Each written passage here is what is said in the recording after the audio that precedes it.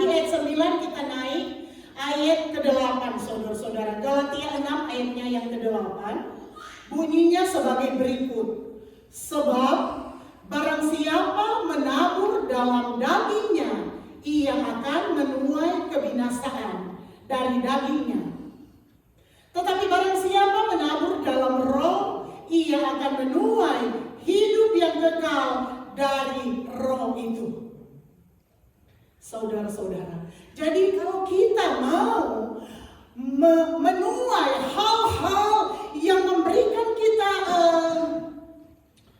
kekuatan, memberikan kita keberkatan, memberikan kita sesuatu mujizat yang kita akan alami dalam hidup saya dan saudara. Lihat firman Allah ini saudara-saudara, biar kita menabur taburan-taburan rohani, taburan-taburan dari roh yang kelihatannya saudara-saudara itu kadang-kadang kita berpikir itu kan biasa. Tetapi saudara perhatikan ayat 8 ini, sebab barang siapa menabur dalam dagingnya, ia akan menuai kebinasaan dari dagingnya. Jadi saudara-saudara kita belajar, kalau kita mau menuai hal-hal yang baik, menuai berkat-berkat Allah, menuai mujizat Allah dalam hidup saya dan saudara, jangan menabur dalam daging. Karena firman Allah berkata, sebab barang siapa menabur dalam dagingnya, ia akan menuai kebinasaan. Tentu di antara kita satu pun tidak akan mau menuai kebinasaan. Tentu di antara kita saudara, di antara kita yang ada pada kesempatan ini, semua kita gereja Tuhan yang ada di dunia ini, tidak ada satu pun yang akan mau menuai kebinasaan. Oleh sebab itu, kalau saudara dan saya tidak mau menuai kebinasaan, di sini firman Allah adalah jawaban buat saya dan saudara. Jangan menabur di dalam daging. Apa maksudnya saudara-saudara? Di sini dikatakan, karena di firman Allah berkata, sebab barang siapa menabur dalam dagingnya, ia akan menuai kebinasaan dari dagingnya. Jadi kalau kita menabur saudara-saudara keinginan-keinginan daging kita akan menuai kebinasaan. Saudara. Dan kembali di dalam Galatia 5 mulai ayatnya yang ke 19, saudara-saudara. Perbuatan daging telah nyata, yaitu percabulan, kecemaran, hawa nafsu, penyembahan berhala, sihir, perseteruan, perselisihan, iri hati, amarah, kepentingan diri sendiri, percideraan, roh pemecah, kedengkian, kemabukan, pesta pora, dan sebagainya. Terhadap semuanya itu, kuperingatkan kamu seperti yang telah kubuat dahulu, bahwa barang siapa melakukan hal-hal yang demikian, ia tidak akan mendapat bagian dalam kerajaan Allah. Luar biasa saudara-saudara. Jadi kita tidak mau menuai kebinasaan. Jadi kalau saudara dan saya sebagai gereja Tuhan, saudara-saudara, tidak mau menuai kebinasaan dalam hidup saya dan saudara, keinginan-keinginan daging harus jauh dalam hidup saya dan saudara. Sehingga ketenangan, keamanan, sukacita, damai sejahtera akan mewarnai kehidupan saya dan saudara. Jadi kalau kita tidak mau menuai kebinasaan, segala keinginan-keinginan daging yang barangkali dahulu mempengaruhi hati, kepikiran kita, pandangan kita, perilaku kita dalam hidup saya dan saudara. Barangkali saudara dan saya belum menyadari saat ini. Ingat, kita akan menuai kebinasaan. Tetapi Allah mengasihi saya dan saudara, mengingatkan kita agar supaya kita, di antara kita satu pun tidak akan menuai kebinasaan, saudara-saudara. Sehingga kalau kita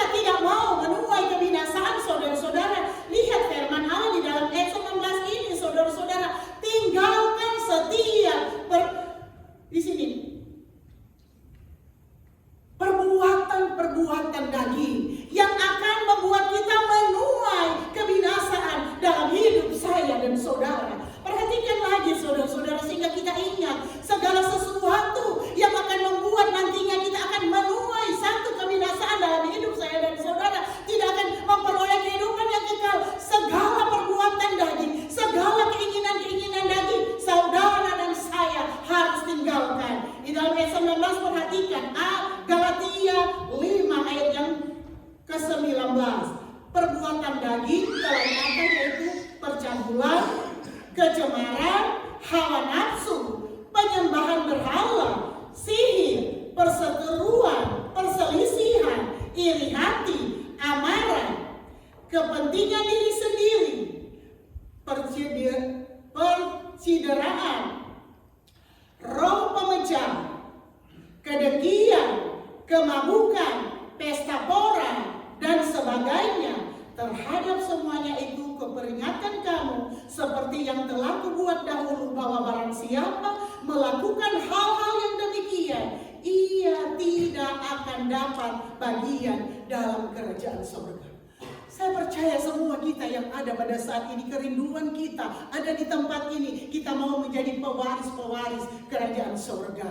Kita akan hidup kekal senang di surga yang Tuhan siapkan buat saya dan saudara. Senang selama-lamanya, bukan menderita selama-lamanya.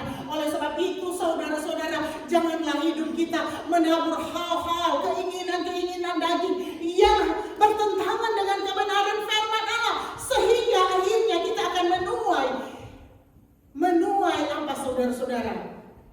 Kebinasaan. Tetapi saudara dan saya saat ini, Allah mau menuntun kita, Allah mau mengarahkan kita agar supaya di antara kita yang ada di tempat ini, bahkan seluruh seisi dunia ini, tidak ada satupun yang akan binasa. Oleh sebab itu saudara-saudara, ingat kebenaran firman Allah. Segala keinginan daging yang bertentangan dengan kebenaran firman Allah, tinggalkan. Kita mau hidup baru di dalam Tuhan, sehingga kita akan menjadi pewaris kerajaan surga.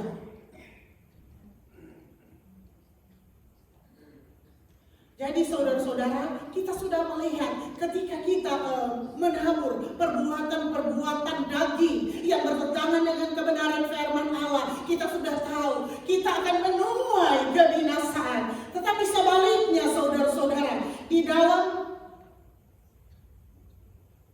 Galatia 5 ayat 16,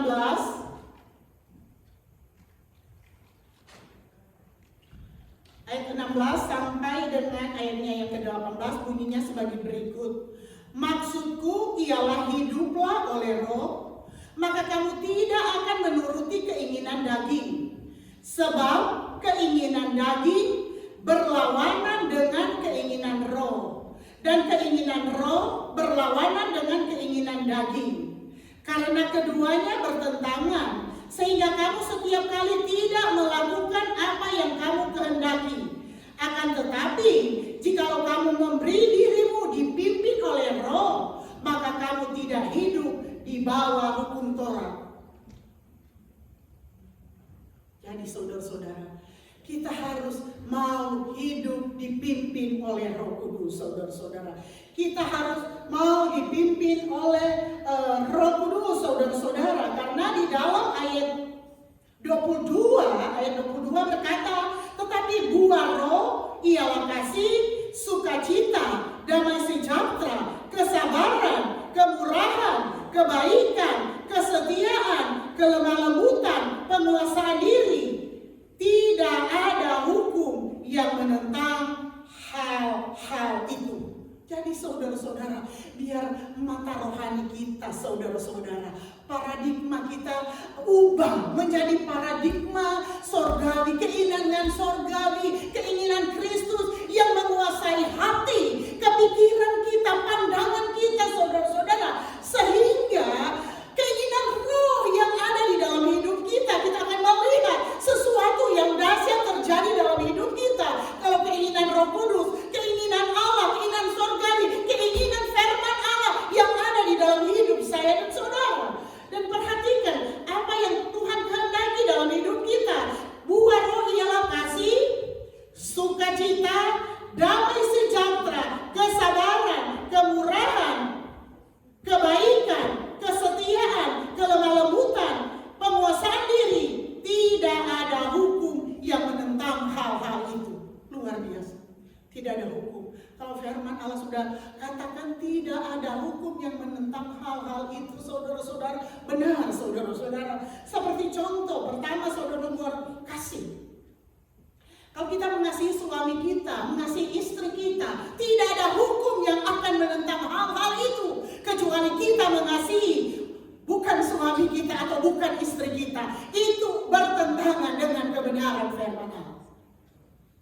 Di sini juga kasih sukacita. Jadi sukacita dan damai sejahtera itu bersama-sama saudara-saudara. Kalau di sini dikatakan sukacita dan damai sejahtera. Jadi kalau kita ada sukacita, berarti damai sejahtera Allah yang melampaui segala akal dan kepikiran kita akan memelihara hati dan kepikiran kita. Kalau kita tidak salah mengasihi, damai sejahtera yang melampaui akal dan kepikiran kita memenuhi hidup kita, saudara-saudara.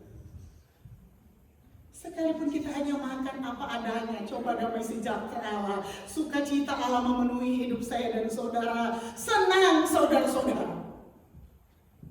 Tetapi sebaliknya, kalau kita tidak ada sukacita, tidak ada damai sejahtera dalam hidup kita, sekalipun steak paling mahal itu berapa, Richard? Saya tidak tahu harga steak yang mahal berapa kalau harga steak mahal. Sekalipun kita makan steak paling mahal atau lobster paling mahal atau apa, makanan yang paling mahal. Coba kalau kita tidak ada sukacita damai sejahtera Allah, saudara-saudara, nikmat enggak? George, nikmat enggak? Kalau kita lagi kesel sama istri atau suami, kita nikmati makanannya enggak? Kalau saya tidak, saudara-saudara, tidak bisa menikmati. Tetapi sekalipun kita makan makanan yang sederhana, atau kita pakai sepatu pakaian yang sederhana, atau sekalipun itu sudah bertahun-tahun kita pakai ulang lagi, saudara-saudara. Kalau damai sejahtera Allah yang melampaui segala akal memelihara hati dan kepikiran kita, kita enjoy, saudara-saudara. Kita menikmati.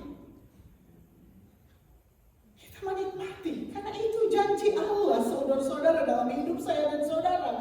Buah roh ialah kasih, sukacita, damai sejahtera, kesabaran, kemurahan,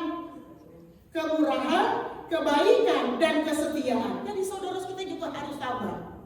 Bagaimana sabar menunggu waktu Tuhan, menunggu mujizat Allah, menunggu berkat Allah, menunggu pertolongan Allah dalam hidup kita, menunggu kesempatan. Kita harus sabar karena waktu kita bukan waktu Tuhan dan waktu Tuhan bukan waktu kita.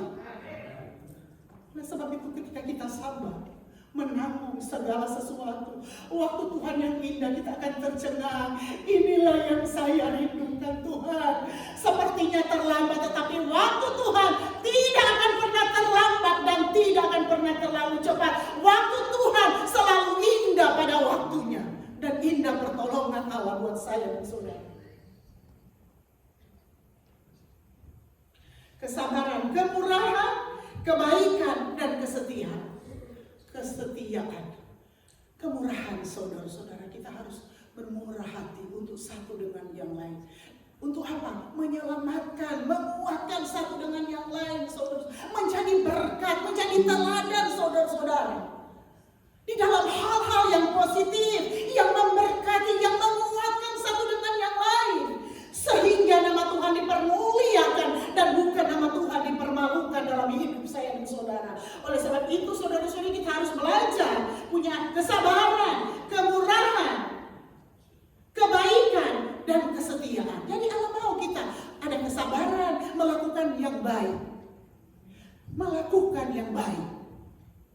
Yang baik tentunya sesuai dengan kebenaran firman Allah.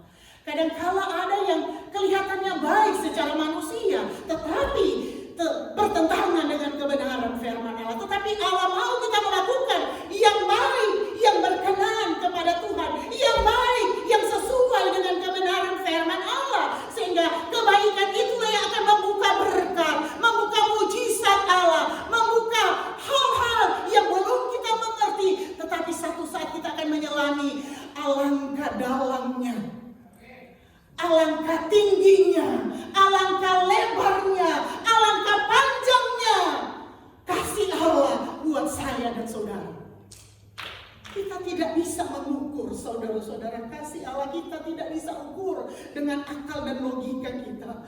Tetapi ketika kita berkenan kepada Tuhan, ketika hidup kita sesuai dengan kebenaran firman Allah, saya seringkali katakan tidak perlu takut dengan apapun juga, karena Dia Allah yang saudara dan saya percaya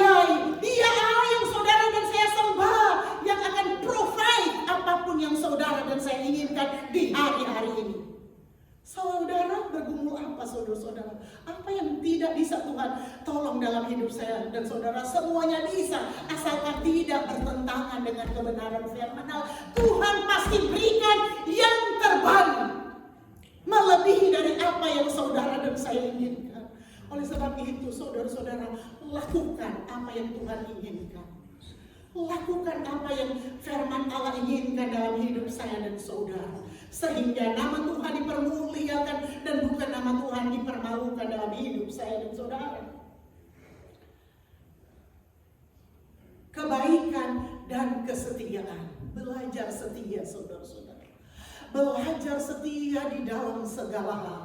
Selalu saya katakan kita harus belajar setia. Mulai dari pribadi kita, saudara-saudara. Kalau saya sebagai istri, belajar setia kepada suami. Kalau saudara sebagai suami, belajar setia kepada istri, saudara-saudara.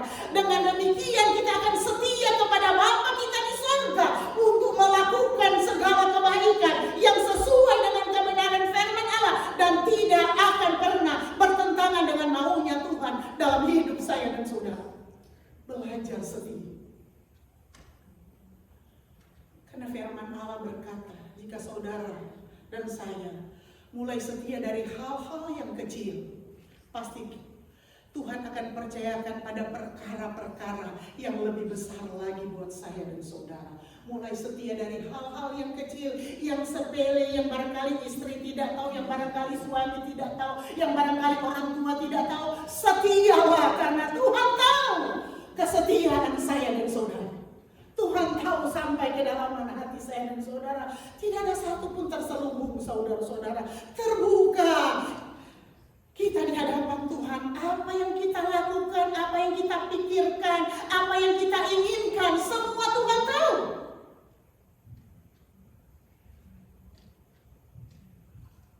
Ada pujian berkata kita boleh bersandiwara kepada manusia, tetapi kepada Tuhan tidak ada satupun yang bisa bersandiwara kepada Tuhan yang menciptakan langit dan bumi, karena Allah tahu sampai kedalaman hati saya dan saudara. Lakukan yang terbaik untuk hormat kemuliaan nama Tuhan. Kelemah lembutan, penguasaan diri, tidak ada hukum yang menentang hal-hal itu.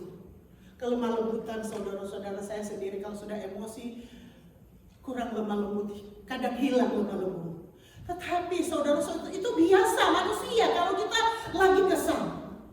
Tetapi kalau Roh Kudus menguasai hati dan kepikiran kita, kita bisa mengendalikannya, kita bisa menguasainya. Karena apa? Allah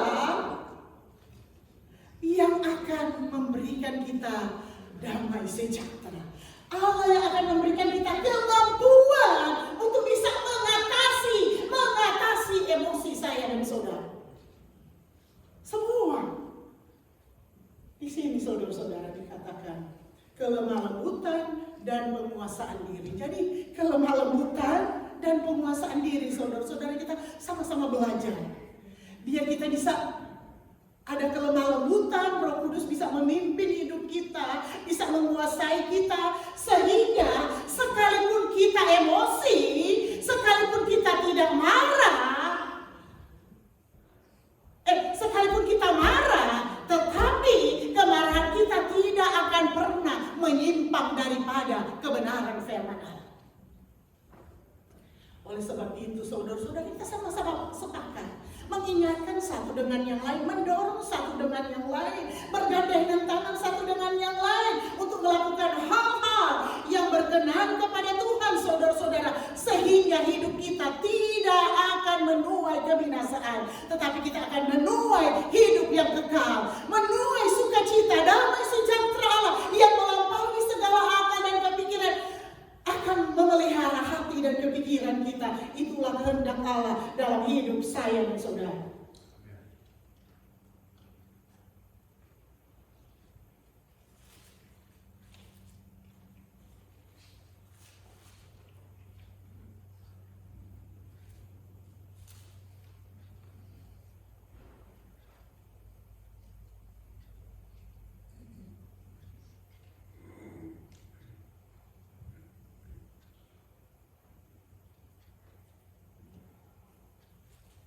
Coba kita lihat saudara-saudara Efesus 1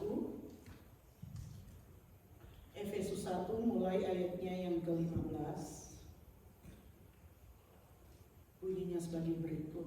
Karena itu, setelah aku mendengar tentang imanmu dalam Tuhan Yesus dan tentang kasihmu terhadap semua orang kudus, aku pun tidak berhenti mengucap syukur. Karena kamu dan aku selalu mengingat kamu dalam doaku dan meminta kepada Allah Tuhan kita Yesus Kristus, yaitu Bapa yang mulia itu, supaya Ia memberikan kepadamu roh hikmat dan wahyu untuk mengenal Dia dengan benar. Luar biasa saudara-saudara. Ini doa Rasul Paulus kepada jemaat yang ada di Efesus. Saat ini juga ayat ini saudara-saudara menjadi kerinduan kami sebagai hamba Tuhan yang Tuhan boleh percayakan bagi umat-umat Tuhan yang kami boleh layani. Ini juga yang menjadi kerinduan dan doa kami saudara-saudara. Coba lihat di dalam ayat ini saudara-saudara. Supaya Ia, di sini dikatakan, dan minta kepada Allah Tuhan kita Yesus Kristus, yaitu Bapa yang mulia itu, supaya Ia memberikan kepadamu roh hikmat dan wahyu untuk mengenal Dia dengan benar.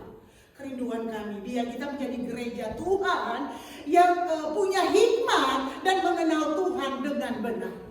Karena ketika kita menjadi gereja Tuhan, menjadi hamba Tuhan, menjadi jemaat Tuhan, menjadi pelayan Tuhan yang punya hikmat Allah saudara-saudara, dengan demikian kita akan mengenal Tuhan dengan benar. Kalau kita mengenal Tuhan dengan benar saudara-saudara, kita akan bisa menuntun orang-orang yang masih jauh daripada Tuhan, yang belum mengenal kebenaran firman Allah. Kita akan menarik mereka, kita akan menuntun mereka pada jalan-jalan kebenaran firman Allah, sehingga hidup mereka tidak akan menuai kebinasaan, tetapi akan menuai kehidupan yang kekal. Oleh sebab itu, biar kita menjadi gereja Tuhan, menjadi umat Tuhan, menjadi hamba Tuhan, menjadi pelayan Tuhan yang berhikmat, hikmat Allah, hikmat surgawi, sehingga kita boleh mengenal Tuhan dengan benar. Sehingga saudara-saudara, kita tidak akan pernah mau kompromi dengan kesalahan-kesalahan, tetapi kita akan arahkan sesuatu yang salah itu, sesuatu yang tidak benar untuk saudara-saudara kita tinggalkan, untuk kita mau hidup baru di dalam Tuhan, hidup berkemenangan di dalam Tuhan, sehingga mujizat Allah terjadi, nama Tuhan saja dipuji, dipermuliakan. Saudara, Allah mau pulihkan kita saudara-saudara, Allah mau bentuk kita semua di antara kita pada saat ini. Allah mau pulihkan kita, Allah mau arahkan kita sesuai dengan kebenaran firman Allah, sehingga kita menjadi gereja Tuhan, menjadi pelayan Tuhan, menjadi hamba Tuhan yang berhikmat, yaitu hikmat surgawi menjadi bahagian kita, sehingga dengan demikian kita akan mengenal Tuhan dengan benar. Saudara-saudara, kalau kita mengenal Tuhan dengan benar, kita tidak akan salah mengasihi itu. Kita akan mengasihi sesuai dengan apa yang Tuhan mau dalam hidup saya dan saudara. Karena Allah sudah mengampuni segala dosa dan kelemahan kita. Ingat itu saudara-saudara, kita harus berjalan sesuai dengan kehendak Allah, sehingga kemenangan demi kemenangan akan menjadi bagian saya dan saudara.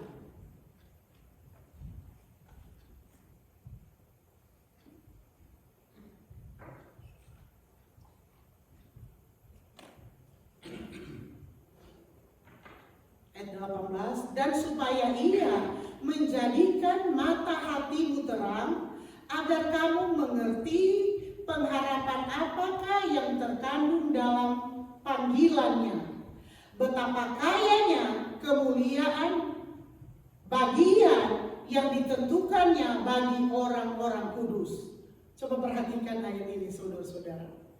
Dan supaya Ia menjadikan mata hatimu terang. Allah mau menjadikan mata hati kita terang, agar kamu mengerti pengharapan apakah yang terkandung dalam panggilannya, betapa kayanya kemuliaan bagian yang ditentukannya bagi orang-orang kudus. Jadi betapa kayanya kemuliaan kerajaan Allah yang ditentukannya bagi orang-orang kudus. Jadi kita harus mau menjadi orang kudus, saudara-saudara, sekalipun kehidupan kita yang dulu keluar daripada kebenaran firman Allah. Tetapi ketika Allah menebus kita, mengampuni kita, kembali pada jalan-jalan kebenaran firman Allah, kita berhak, saudara-saudara, menerima janji-janji Allah. Karena di sini katakan betapa kayanya kemuliaan bagian yang ditentukannya bagi orang-orang kudus. Betapa kayanya, luar biasa, saudara-saudara, betapa kayanya. Saudara, siapa yang terkaya di dunia ini?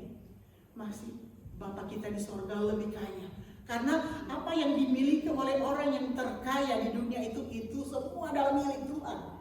Dan kata firman Allah, saudara-saudara, supaya ia menjadikan mata hatimu terang, agar kamu mengerti pengharapan apakah yang terkandung dalam panggilannya, betapa kayanya kemuliaan bagian yang ditentukannya bagi orang-orang kudus. Jadi kaya dan kemuliaan luar biasa, saudara-saudara. Luar biasa. Dan itu pasti akan Tuhan nyatakan dalam hidup saya dan saudara. Ketika kita hidup kudus di dalam Tuhan, hidup berkenan kepada Tuhan, hidup berkemenangan di dalam Tuhan, saudara-saudara. Ayat 19, dan betapa hebat kuasanya bagi kita yang percaya sesuai dengan kekuatan kuasanya. Luar biasa, saudara-saudara. Betapa hebat kuasanya. Betapa hebat kuasanya, di sininya besar. Betapa hebat kuasanya, kuasa Allah, kuasa Yesus, kuasa Bapa di surga bagi kita yang percaya, bagi saya dan saudara. Betapa hebat kuasanya, saudara-saudara, sesuai dengan kekuatan kuasanya. Saudara-saudara, kalau kita belum mengalami, belum merasakan, belum mendapatkan betapa hebat kuasa Allah bagi Tuhan, untuk kita alami di hari-hari ini, saudara-saudara, kita belajar introspeksi diri. Saya katakan nobody perfect, tetapi saudara dan saya sendiri tahu dengan Tuhan kita perbaiki, saudara-saudara, sehingga kita akan mengalami betapa hebat kuasanya bagi kita yang percaya.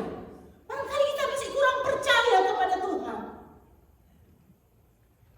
Kalau kita kurang percaya bagi suami atau istri itu biasa, tetapi jangan kita kurang percaya kepada Tuhan, karena Tuhan itu tidak akan pernah mengecewakan saya dan saudara. Di sini dikatakan betapa hebat kuasanya bagi kita yang percaya. Kalau kita percaya akan kemahakuasaannya, saudara-saudara, kita akan mengalami kehebatan kuasa Allah dalam hidup saya dan saudara. Baik secara pribadi, keluarga kita, pekerjaan kita, status kita, pelayanan kita, dan sebagainya. Kita akan mengalami betapa hebat kuasanya bagi kita yang percaya sesuai dengan kekuatan kuasanya. Kekuatan kuasa Allah tidak bisa dibandingi oleh apapun juga yang ada di dunia ini. Kekuatan kuasa Allah. Oleh sebab itu, saudara-saudara, ketika saya kadang-kala menghadapi pergumulan, kebutuhan, masalah, saudara-saudara, saya hanya datang duduk di bawah kaki Tuhan. Saya berserah, memuji, memuliakan nama Tuhan, saudara-saudara, sampai saya tidak ada kata-kata lain yang bisa saya sampaikan kepada Tuhan. Hanya saya bisa katakan, Tuhan, permuliakanlah namamu. Tuhan, permuliakanlah namamu. Karena Engkau adalah segala-galanya dalam hidup kami, umat-umatmu. Dan disitulah saya akan merasakan ketenangan, damai sejahtera, jalan keluar, bahkan mujizat kami boleh alami, saudara-saudara. Praktekkan itu dalam hidup saya dan saudara. Ketika kita tidak bisa berbuat apa-apa, ketika kita tidak bisa menyampaikan kepada orang lain, saudara-saudara, datang di bawah kaki Tuhan, tersungkur, sungguh-sungguh menyadari bahwa kemampuan kita terbatas. Tetapi firman Allah berkata pada saat ini, betapa hebat kuasanya, kuasa Allah, kuasa Yesus bagi kita yang percaya. Berapa banyak di antara kita percaya kepada Tuhan? Saudara-saudara, sesuai dengan kekuatan kuasanya, kuasa Allah tidak terbatas, saudara-saudara. Kekuatan kita bisa terbatas, saudara-saudara. Kalau kita di Amerika, umur berapa bisa pensiun? Ya? Hah? 65. Itu itu kekuatan terbatas sebagai manusia. Tetapi sekalipun batas waktu di sini 65, tetapi saya juga lihat ada yang sudah umur lebih dari 65, mereka masih bisa bekerja.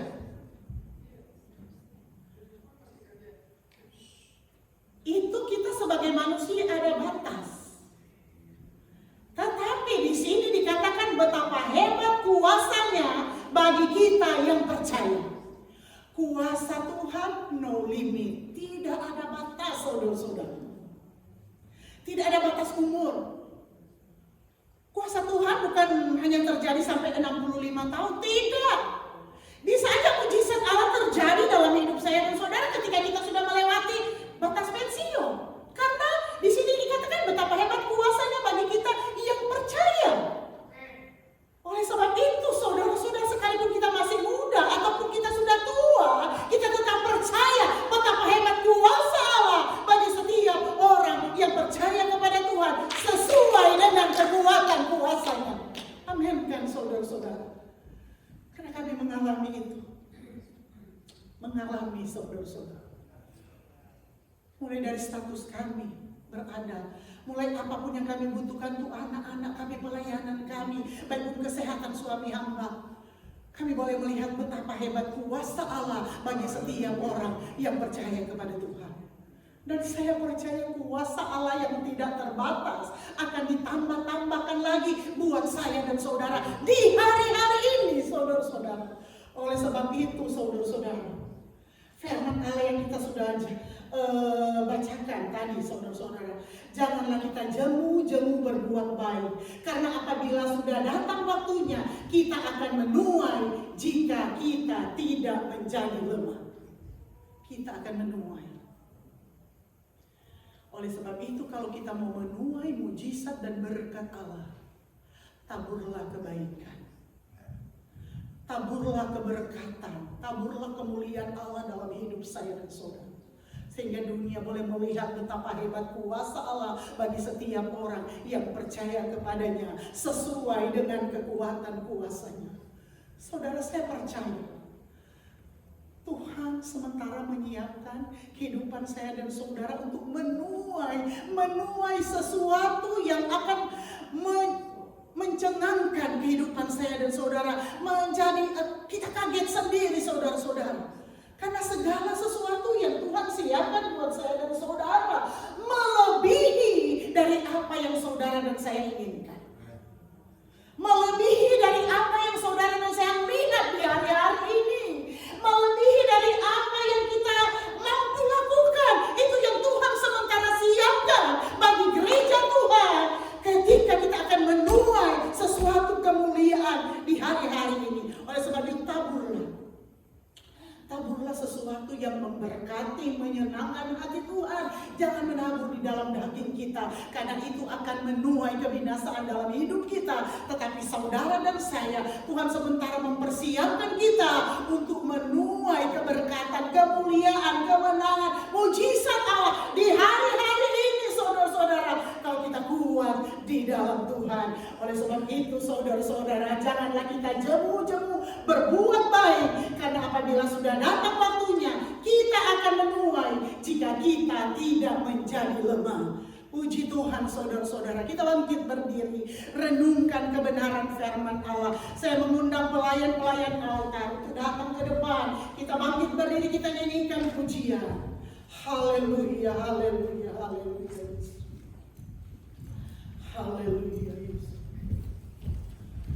haleluya.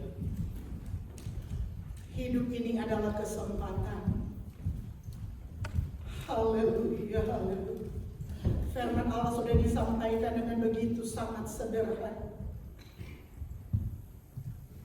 Mengingatkan saya dan saudara, janganlah kita jemu-jemu berbuat baik.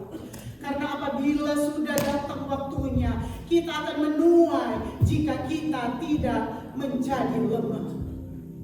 Oleh sebab itu, saudara-saudara, janganlah di dalam hati dan kepikiran kita untuk menabur dalam daging. Karena perbuatan daging hanya akan menuai kebinasaan dalam hidup saya dan saudara. Tapi ketika kita menabur keinginan